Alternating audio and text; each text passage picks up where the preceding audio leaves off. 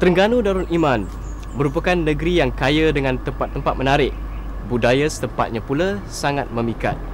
Berkeluasan kira-kira 12,995 km persegi dan mempunyai 7 buah daerah, iaitu Kuala Terengganu sebagai ibu negeri, diikuti Besut, Dungun, Kemaman, Marang, Setiu dan Hulu Terengganu.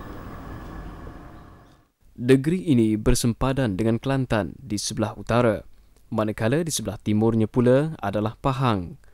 Kedudukannya yang terletak bersebelahan dengan Laut Cina Selatan telah menjadikan negeri ini mempunyai pantai terpanjang di semenanjung Malaysia. Pulau-pulau yang cantik dan menarik seperti Pulau Redang, Pulau Kapas, Pulau Perhentian dan banyak lagi telah menjadi tarikan pelancong dari dalam dan luar negeri. Penduduknya berjumlah kira-kira 1 juta orang. 90% terdiri daripada orang Melayu, manakala selebihnya terdiri daripada kaum-kaum lain seperti Cina, India dan Bumiputera. Dari sudut sejarah, Terengganu sudah pun wujud sebelum kewujudan Kesultanan Melayu Melaka. Ahli arkeologi telah menemui bukti peninggalan sejarah di Gua Bewah yang terletak di Tasik Kenyir. Penemuan ini menunjukkan Terengganu sudah pun dihuni sejak 4,000 tahun sebelum Masihi lagi. Catatan jumpaan manusia primitif di Gua Taat dan Gua Bewah pada zaman batu Neolitik dan kerja-kerja arkeologi pernah dilakukan oleh Profesor Datuk Nik Hassan Suhaimi.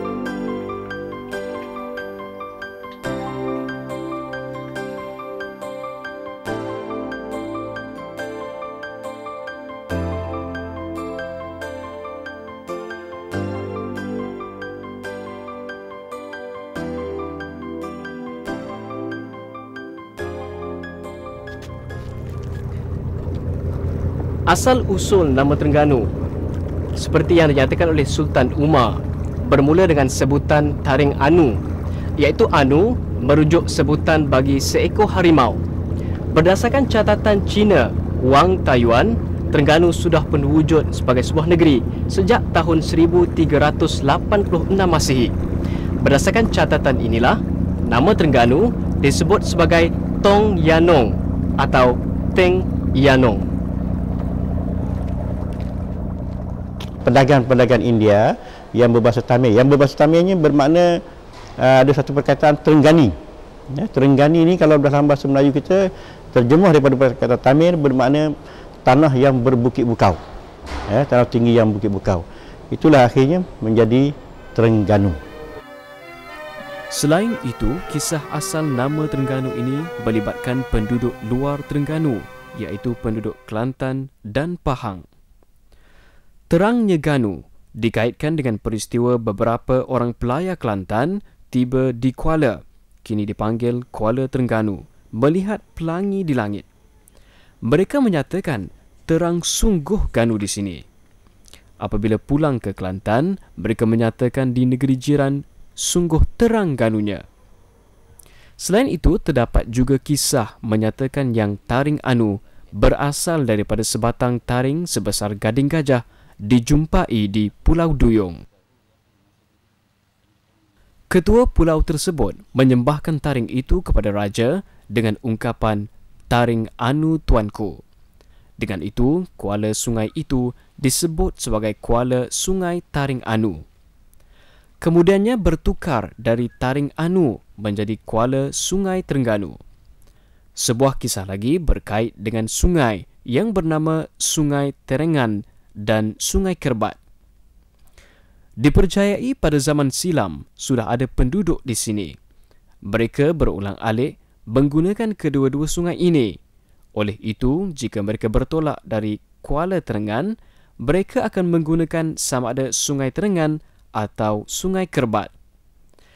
Jika ada di antara mereka bertanya hendak ke mana, mereka akan menjawab sama ada ke Terengan ni atau Terengganu. Dengan itu, lama-kelamaan muncullah Terengganu.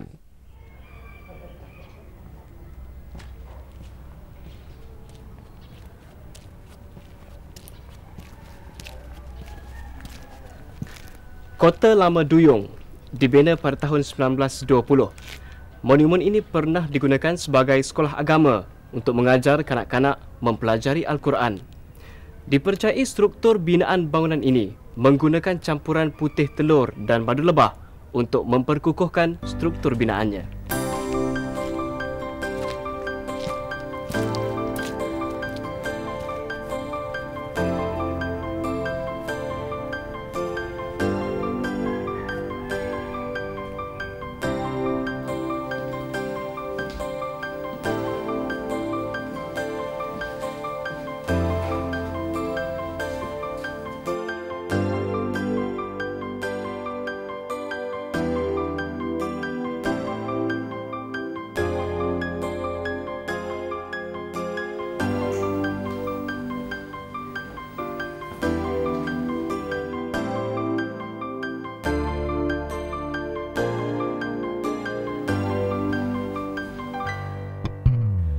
Sejarah Kesultanan Melayu Terengganu hanya bermula pada tahun 1724. Sultan Terengganu yang pertama pada waktu itu ialah Sultan Zainal Abidin.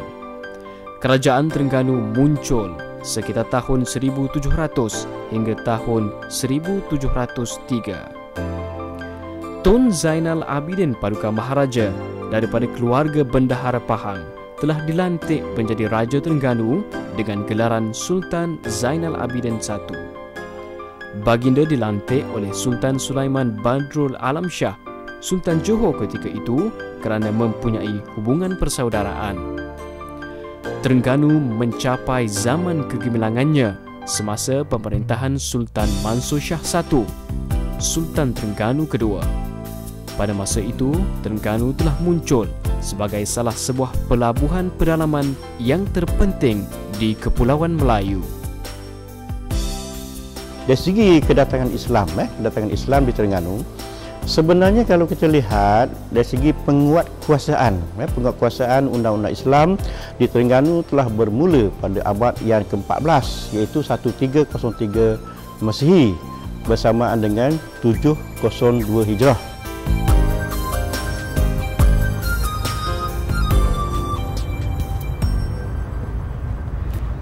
Antara tempat menarik yang menjadi tarikan popular di Terengganu ialah Istana Mazia. Istana ini dibina pada tahun 1897 bagi menggantikan Istana Hijau yang terbakar pada waktu itu.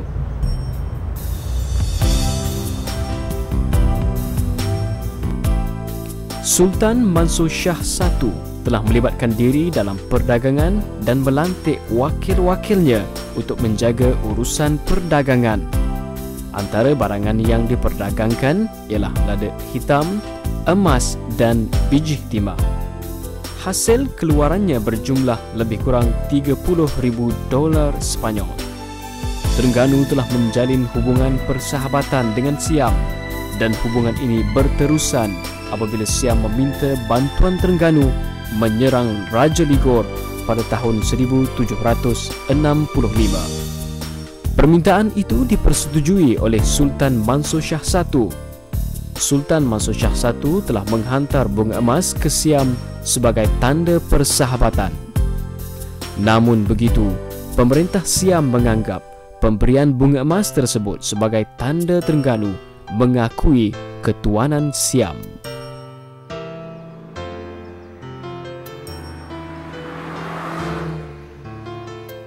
Suatu ketika dahulu, Kuala Berang menjadi bandar penting di Terengganu kerana di sinilah batu bersurat dijumpai yang seterusnya menjadi bukti kedatangan Islam di tanah Melayu. Batu yang bertarikh 1303 Masihi dikenal pasti sebagai inskripsi Melayu pertama dalam tulisan Jawi yang menyatakan Islam adalah agama rasmi di Terengganu. Undang-undang Islam diguna pakai sebagai panduan dan pedoman dalam kehidupan. Salah satu tempat bersejarah yang mesti dikunjungi ialah Kuala Berang. Di sini terdapat batu bersurat yang menunjukkan bukti awal kedatangan Islam di tanah Melayu. Batu yang bertarikh 1303 Masihi ini dikenal pasti sebagai inskripsi Melayu pertama dalam tulisan Jawi yang menyatakan Islam sebagai agama rasmi di Terengganu. Undang-undang Islam telah diguna pakai pada waktu itu sebagai panduan dan pedoman dalam kehidupan masyarakat.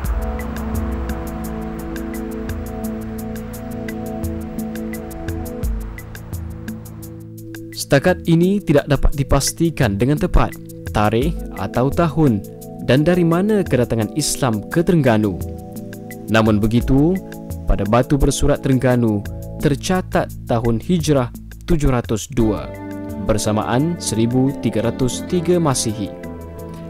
Tahun ini telah dipersetujui hanya setakat tercatat di batu bersurat, tetapi bukan bermakna Islam bermula di Terengganu pada tahun tersebut. Dengan itu, bermakna agama Islam telah bertapak di Terengganu sebelum tahun 1303 Masihi. Perkembangan Islam di Terengganu sebelum tahun tersebut membolehkan penulis batu bersurat menulis Jawi dan golongan tertentu di Terengganu boleh membaca Jawi.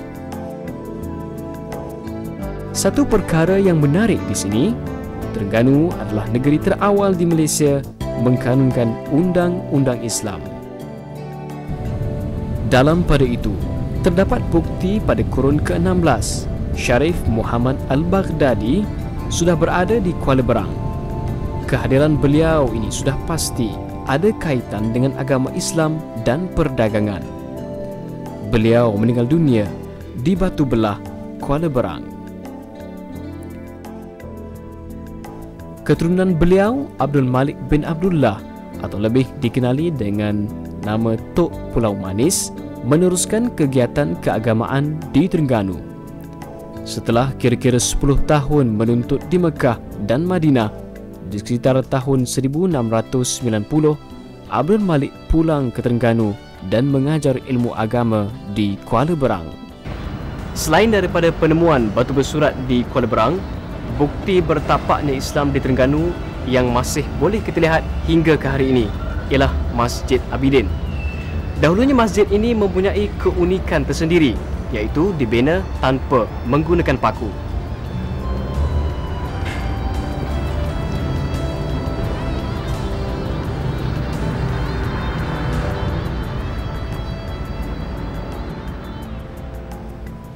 Sultan Omar merupakan seorang raja yang berpegang kuat pada ajaran Islam.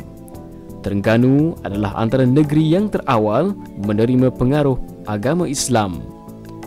Bukti tempatan yang menyokong kenyataan ini berdasarkan penemuan artifak pada abad ke-13, iaitu sebuah tembaga purba yang bertulisan ayat Al-Quran dari surah Al-Kahfi dan At-Taubah bertarikh 652 Hijrah bersamaan 1254 Masihi. Selain itu, bukti berdasarkan prasasti Terengganu yang bertarikh 702 Hijrah atau 1303 Masihi yang menyebut tentang 10 Dharma atau undang-undang khususnya hukum jenah Islam mengukuhkan lagi pengaruh agama Islam di Terengganu. Kini, Terengganu terus mengorak langkah dari segi perkembangan ekonomi, teknologi dan struktur sosialnya. Penemuan khazanah dasar laut iaitu petroleum dan gas pada tahun 1974 telah merubah negeri ini menjadi sebuah negeri yang sedang berkembang maju. Pengurusan yang cemerlang adalah berkait rapat dengan ketegasan dalam menegakkan kedaulatan negara. Sultan Terengganu telah menolak hubungan dengan Siam kerana Siam menganggap pemberian bunga emas daripada Terengganu bererti Terengganu mengakui ketuhanan Siam. Oleh itu, sebagai rakyat, kita hendaklah mempertahankan kemerdekaan dan kedaulatan negara agar tidak dijajah oleh kuasa asing.